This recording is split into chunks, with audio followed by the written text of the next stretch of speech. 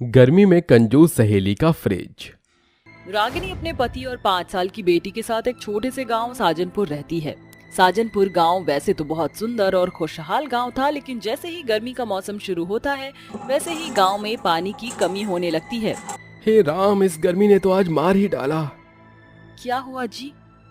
अब रागिनी क्या ही बताऊं, तुम तो जानती हो गर्मी का मौसम शुरू हो गया है और इस बार की गर्मी ने तो सारे रिकॉर्ड ही तोड़ दिए। सुनने में आया है कि आने वाले समय में गर्मी और ज्यादा बढ़ जाएगी। फिर तो बहुत बड़ी मुश्किल हो जाएगी जी। वैसे ही हमारे गांव में गर्मी के मौसम में नदियों और कुओं का पानी सूखने लगता है। अगर गर्मी और बढ़ गई तो गांव में तो पीने लायक भी पानी नहीं बचेगा। पता नहीं क्या होगा। गर्मी की वजह से पूरा का पूरा गांव ही परेशान होता है। इतनी गर्मी में सबको मजबूरन गर्म पानी ही पीना पड़ता था। जी सुनिए, मैं प्रिया के साथ अपनी सहेली स्वरा के घर जा रही हूँ। बहुत समय हो गया है उससे मिले हुए। ठीक है, आराम से जाना। रागिनी अपनी बेटी प्रिया को लेकर अपनी सहेली स्वरा के घर जाती है। स्वरा और रागिनी बचपन की सहेलियां होती हैं। सहेलियां होने के बावजूद भी स्वरा रागिनी से बिल्कुल विपरीत स्वभाव की थी। जहां रागिनी सबकी मदद करने वाली होती है, वहीं स्वरा कंजूस होती है। अरे रागिनी, इतने समय के बाद कहाँ थी तुम इतने दिनों से? कहीं नहीं, तुम्हें तो पता ही है गर्मी कितनी ज्यादा हो गई है। इतनी गर्मी में तो कहीं भी जाने का मन ही नहीं करता। बात तो तू ठीक कह रही है। अच्छा, तू इतने दिनों के बाद आई है, बता क्या पिएगी? कुछ नहीं, बस पानी पिला दे।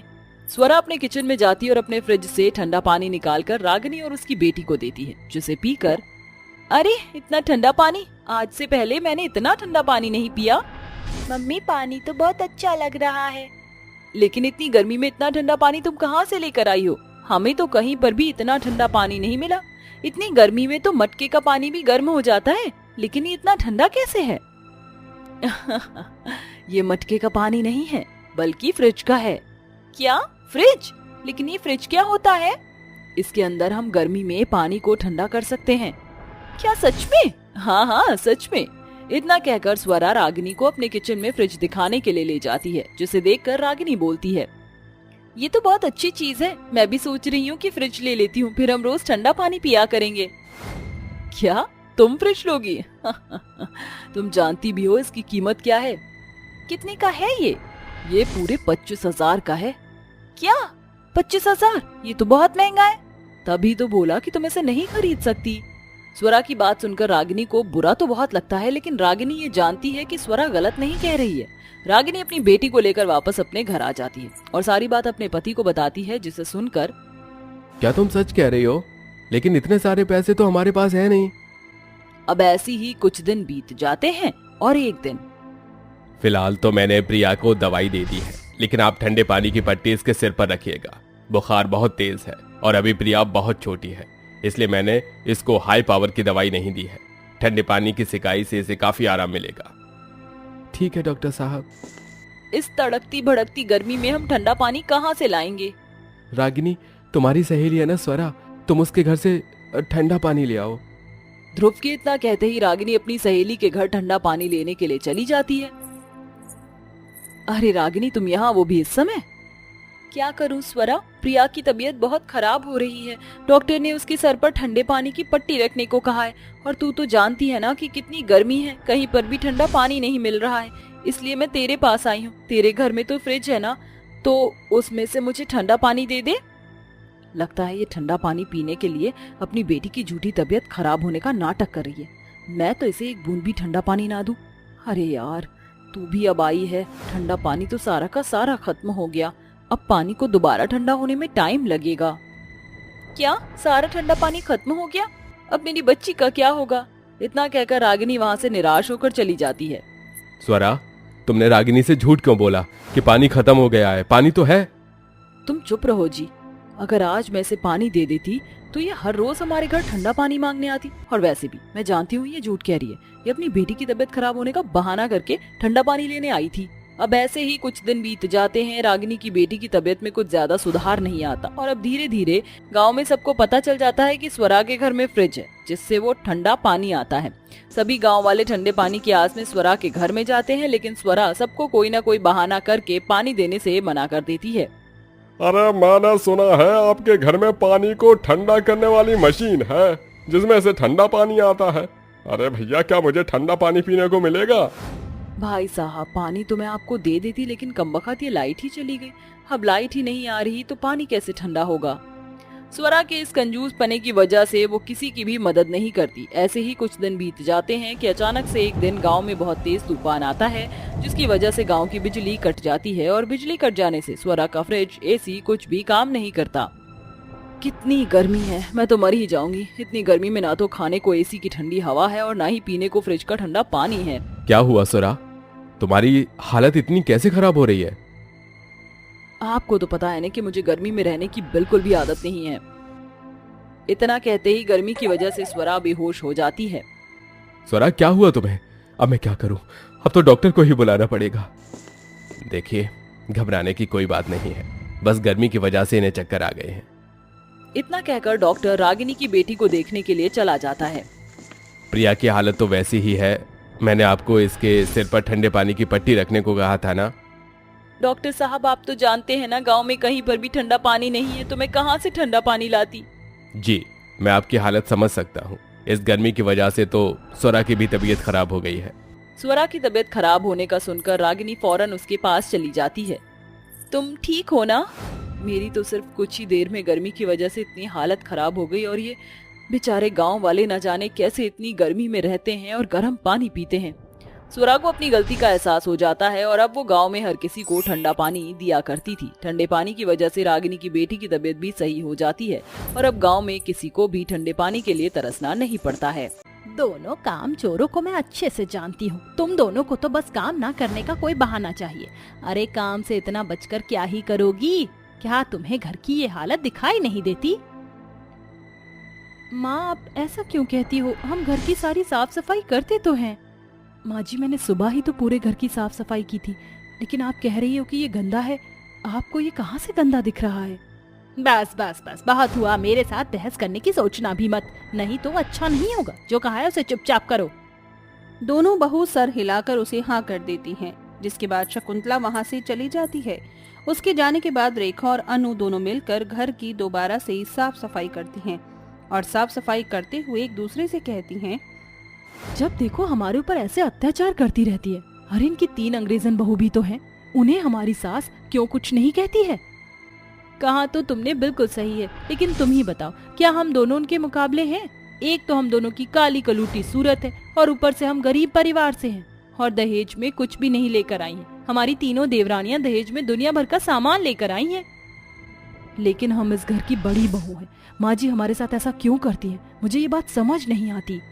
अरे क्या फायदा ऐसे रोने से? देखो, हमारा इस घर के अलावा और कोई गुजारा नहीं है। हम कहीं नहीं जा सकते, हमें अपनी सास को बर्दाश्त करना ही होगा। ऐसा कहकर वो चुपचाप दोनों बड़ी बहू घर के सारे काम करती रहती हैं। वहीं उन दोनों की तीनों अंग्रेजन जेठानी अपने अपने कमरों में आराम कर रही होती हैं। तभी शकुंतला आवाज लगाकर अपनी तीनों अंग्रेजन बहुओं को बुलाती है। अरे अलीना, सोफिया, मैडी, कहाँ हो तुम? जल्दी से यहाँ पर आओ।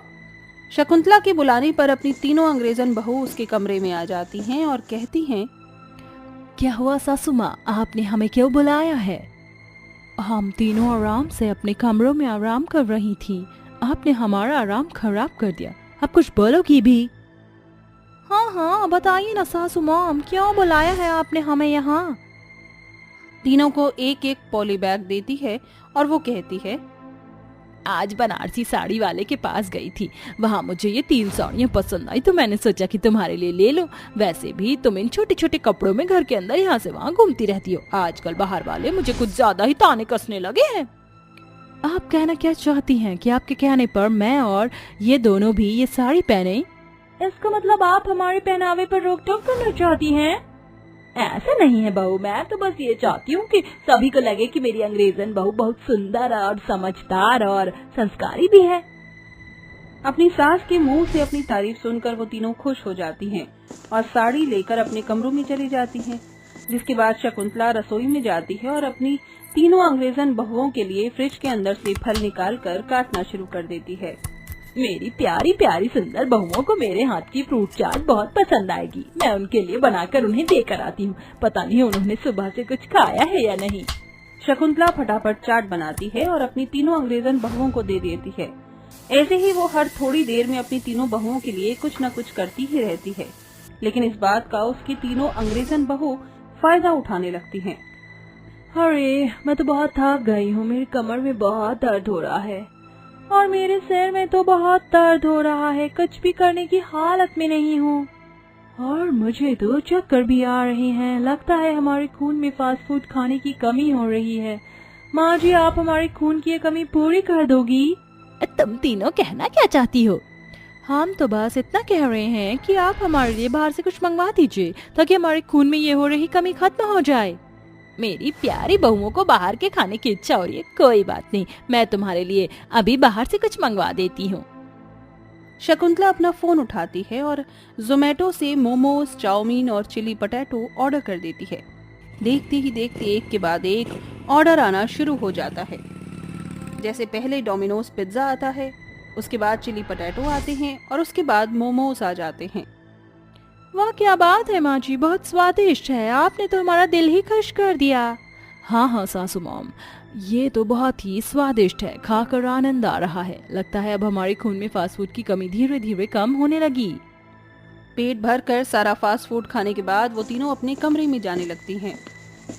आज तो हम तीनों ने मिलकर सासू माँ का उल्लू बना दिया। बस अब तो ऐसा ही चलता रहे, मजा आ जाएगा। देखते ही देखते ऐसा चलता रहता है। शकुंतला अपनी दोनों काली बहुओं से घर का काम करवाती है, उन्हें नौकरों की तरह रखती है। वहीं दूसरी तरफ वो अपनी अंग्रेजन बहुओं को रानी बनाकर रखती है, जिसके चलते उसकी तीनों अंग्रेजन बहू बैठे बैठे खाने से बहुत मोटी और भद्दी हो जाती हैं, जिसकी वजह से गांव के लोग शकुंतला से कहते हैं, हे भगवान, जितनी मेरी दो बहुओं के अंदर वजन है उतना वजन तो तेरी एक बहू के अंदर होगा। अरे ऐसे क्या खिलाती है अपनी बहुओं को जो तूने बिल्कुल सांड जैसी फुला रखी है। अरे कुछ नहीं है, मैं तो बस अपनी बहुओं को प्यार देती हूँ। शकुंतला बहन, इतना प्यार भी नहीं रहना चाहिए कि बहू घर ही घर में खा खा कर सांड हो जाए। और तुम्हें देखो जरा, कितनी पतली दुबली हो रही हो। शकुंतला चुपचाप बाहर की औरतों की बातें सुनकर अपने घर पर लौट आती है, जहाँ उसकी तीनों अंग्रेजन बहू खाकर मोटी हो रही थी। वहीं उनकी जुबान भी ज्यादा निकलने लगी थी। शकुंतला अपनी तीनों बहुओं से कहती है, देखो बहू, तुम तीनों खा खा कर इतनी मोटी हो गई हो कि अब तो गांव के सभी लोग मुझे बहुत ज्यादा ताने देने लगे हैं। मुझे लगता है कि तुम तीनों को घर के कुछ काम करने चाहिए जिससे तुम्हारा मोटापा कम होना शुरू हो जाए। भला ये कैसा मजाक कर रही हो माँ जी? हम और इस घर में काम करेंगे? अरे भूल गई हो क्या, इतना सारा दहेज लेकर आए थे हम इस घर में। मुझे तो लगता है कि आप हमें इस घर में नौकरानी बनाना चाहती हो। आपको हमारे मोटापे से नहीं बल्कि हमारे इस घर में रहने से ही दिक्कत है। काम करते हैं, हम तीनों यहाँ से चले जाते हैं, साथ में अपना दहेज लाया हुआ भी ले जाएंगे। ये सुनते ही शकुंतला चुप रह जाती है और कुछ नहीं कह पाती, जिसके बाद वो चुपचाप अपने कमरे में जाकर परेशान होते हुए खुद से कहती है, ये सब मेरी ही गलती है। मैंने अपनी दोनों बहुओं के साथ अत्याचार किया और इन निठल्ली और कामचोर बहुओं को सर पर बिठा कर रखा, सिर्फ एक इसी वजह से क्योंकि ये खूब सारा दहेज लेकर आई। ये मैंने अच्छा नहीं किया। ये सब रेखा और अनु सुन लेती हैं, जिसके बाद वे दोनों अपनी सास के पास आती हैं और कहती हैं, सब कुछ ठीक हो सकता है माँ जी, अगर आप चाहोगी तो। हाँ हाँ, हमारे पास एक बहुत बढ़िया आइडिया है। अनु और रेखा दोनों ही शकुंतला को उसके कान में एक बहुत अच्छा प्लान बताती हैं, जिसके बाद अगले ही दिन शकुंतला तीर्थ यात्रा के लिए निकल जाती है। उसके जाने के बाद अनु और रेखा दोनों घर के काम में काम चोरी करने लगती हैं, जैसे बीमारी का बहाना लगाकर कमरे से बाहर न निकलना और कोई भी काम न करना। जब से माँ जी गई हैं, इन दोनों ने तो कोई भी काम को हाथ नहीं लगाया। मुझे तो बहुत जोर से भूख लगी है।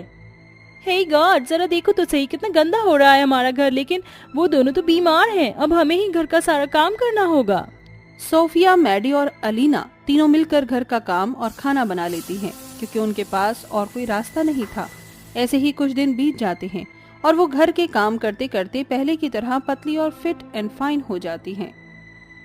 ये कुछ दिनों में ही मैंने घर के कुछ काम करने से ही अपना वजन कम कर लिया और अब देखो मैं तरोताजा महसूस करती हूँ। यही तो हमारी सास हमें सिखाया करती थी, लेकिन हमने उनकी एक नहीं सीखी। पता नहीं माँ जी कब आएंगी। हमने अपनी जेठानियों के साथ भी अच्छा नहीं किया। उन तीनों को अपनी गलती का एहसास होता है।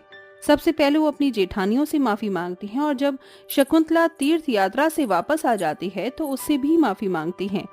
उसके बाद से वो सभी एक साथ एक घर में खुशी खुशी रहने लगते हैं।